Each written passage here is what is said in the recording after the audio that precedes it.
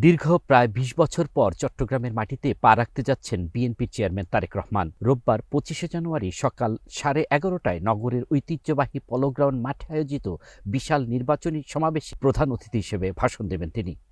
আজকে ফুলগ্রান ময়দানে কালকে যে আগামী সকাল 10টায় তারুণ্যদিত্য তার রহমান জগৎপথ পাথরের প্রেসিডেন্ট নেতৃত্ব দানকারী তারুণ্যদিত্য তার রহমান যে আগমন করবেন, আজকে থেকে আমেজ শুরু হয়েছে। ছাত্র, যুব, শ্রমজীবী, পেশাজীবী পুরো ভরপুরে চট্টগ্রামে বলেন এই চট্টগ্রাম আওয়াজটা করতে গেলে ঈদের মতো কাজ করছে। যেহেতু আজকে উনি আসছেন, আজকে হচ্ছে আমাদের চাঁদ রাতের মতো অবস্থা, কালকে আমাদের ঈদ।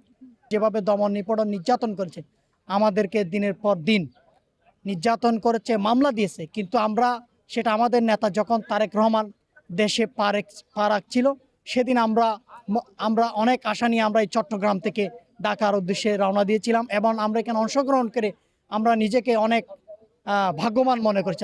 আজ ২০ বছর পর, অধিককাল সময় পর আমাদের মহান এই নেতা, বিএনপির চেয়ারম্যান, বর্তমান চেয়ারম্যান, সাবেক প্রধানমন্ত্রী বেগম খালেদা জিয়ার জ্যেষ্ঠ সন্তান তারেক রহমান সাহেব আমাদের মাঝে আসবেন কালকে।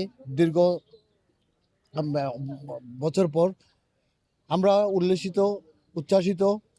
আমরা অগ্রিম অভিনন্দন জানাই, স্বাগত জানাই বীর চট্টলাবাসীর পক্ষ থেকে এবং আমাদের চট্টগ্রামের সচেতন নাগরিক সমাজের পক্ষ থেকে।